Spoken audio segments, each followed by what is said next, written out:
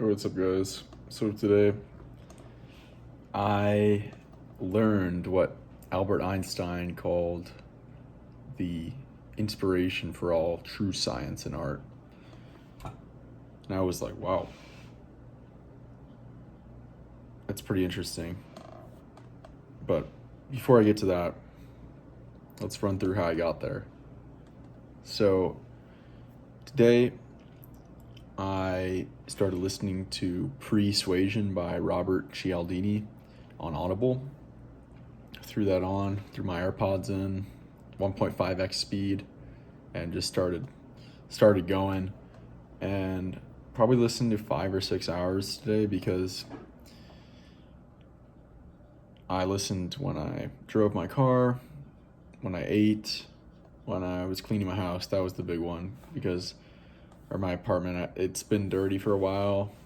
It's something I don't typically keep that much up on because it's been like every amount of time I spend cleaning, I could be spending on higher leverage activities such as studying or working on the business or even playing my guitar. So I got through a big list of stuff I had been meaning to get through for a while here. I finally got my blackout curtains set up, vacuumed the whole place, worked on fixing my water purifier, really did my best to descale that thing. The pump is just messed up, so I had to get a different one. I bought a new one today. It's probably a better one anyway. This one was like a 4-stage water filter. This new one I bought is a 6-stage. It includes like UV,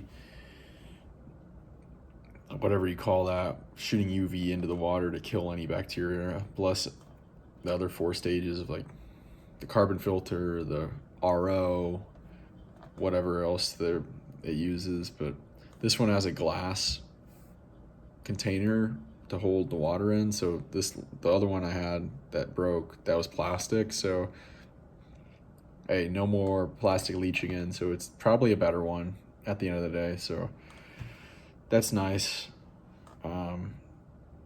Yeah, just general cleaning stuff. Got my air purifiers, got their like outside filter washed and cleaned, and did the laundry, took the trash out, did the dishes, like, and the whole time I'm just like listening to Cialdini, and I'm like, wow, this stuff's crazy. So a backstory for Cialdini is I actually met him when I was probably 13 or 14, and actually got his first book called Influence signed by him. So that's pretty cool. I got it at Warren Buffett's annual meeting back in whatever it was, 2017. So pretty cool. I'd met him. I read that book when I was probably like a freshman or a sophomore, maybe even younger.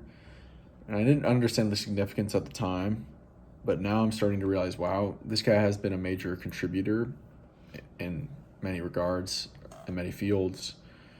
But really, to me, I'm now seeing Robert Cialdini as a behavioral scientist who's brought popular science to the mainstream. One of them, I would throw him up there in the realms of Dawkins and Richard Dawkins, Stephen Hawking's.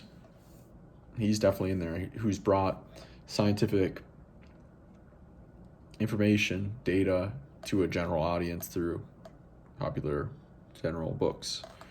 So he really focused on psychology, right? But with a focus and emphasis on sales and marketing and persuasion. So that's what the Influence book is. I think it was released in 1984, somewhere around then. So a long time ago, back when there really wasn't that much popular science books. And that first book, Influence, was all about the 6 core like fundamentals of why people are persuaded by certain things and the factors of that of persuasion. And I can't list them all right now, but reciprocity is one of them. I think scarcity is actually one of them. Liking and authority.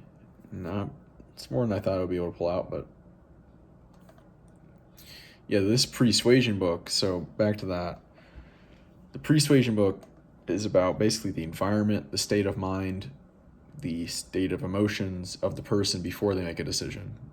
So it's a pretty interesting thing. So instead of just looking right at the moment of decision, you look like, okay, what emotions was this person feeling? What things were going on in this person's subconscious mind? What cues, environmental cues, emotional cues, internal cues, uh, associations, thoughts, was this person exposed to right before making a decision? And those things that are presented before, right before making a decision, actually have a huge influence on that decision that's made. And that's why it's called persuasion.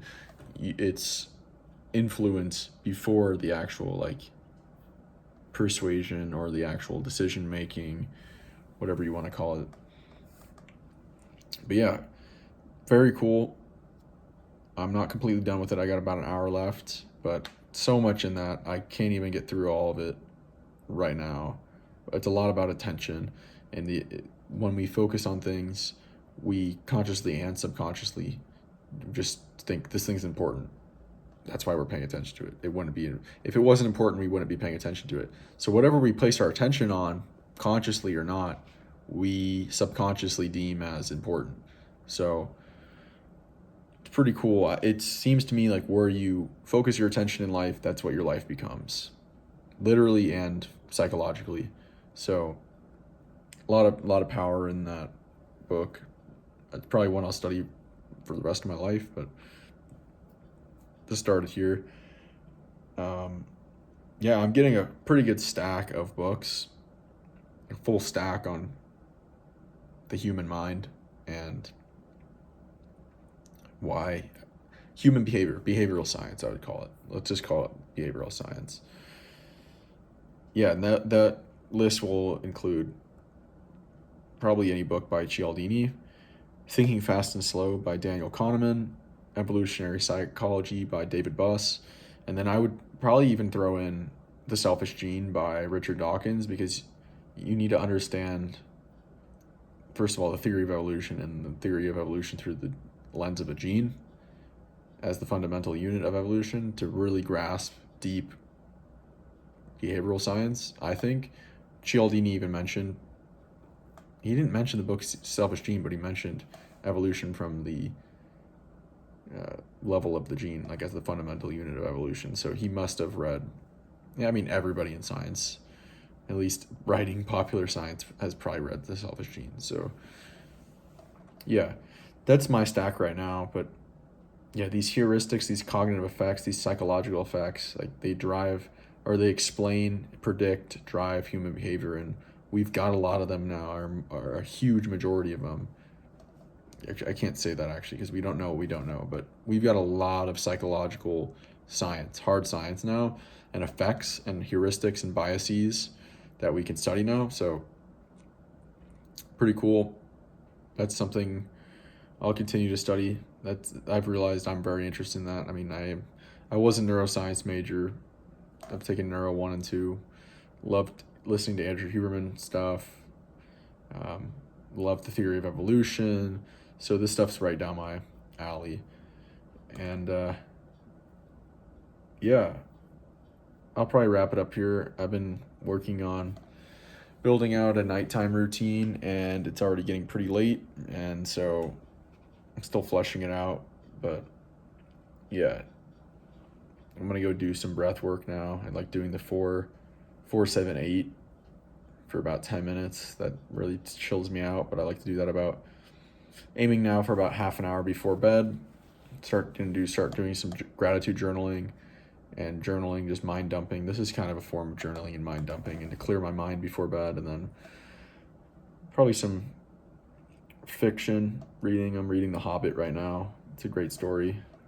Actually, I read about or I heard, I guess, listened to yesterday or 2 days ago, Expert Secrets by Russell Brunson, and there's a whole hero's journey archetype or like framework in that book. So that was pretty cool. There's like a 17-step framework.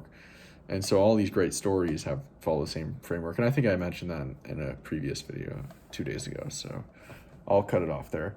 Anyway, so what did Einstein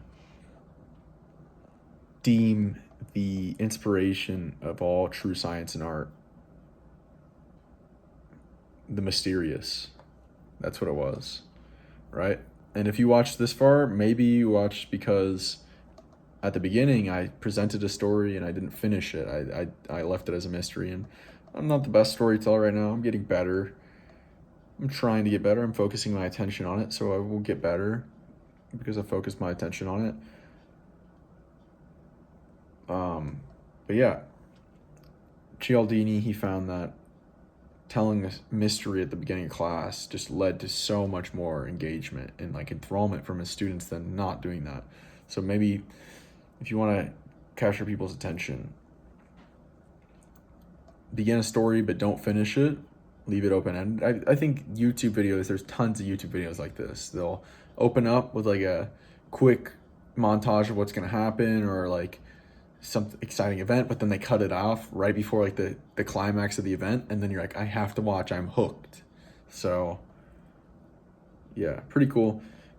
We'll see. I mean, if you watch this far, then it worked, or maybe not, you just wanted to watch the whole video anyway. But yeah, one other thing, trustworthiness is like apparently the number one thing people want in relationships.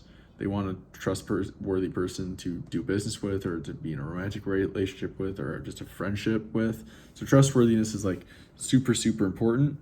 And there's stuff about that with Warren Buffett in the book, but that's something I'll keep in mind and try to embody going forward, is being like a trustworthy person and reliable person. And then also I learned that grit, above probably any other factor, is the biggest determinant of success or predictor of success, more than IQ, more than test scores, more than any other attribute, psychological attribute, ambition or whatever. Grit, which is, I'm still trying to figure out what that is completely, but it's like passion and persistence, is to keep going into the face of failure, in the face of boredom, in the face of like not giving up, essentially. That's what grit is, and persevering. So that's also good to know, good information. So hopefully you found something valuable in here. And if you did, and you're not subscribed, go ahead and subscribe. I'd really appreciate it. And yeah, catch you guys later.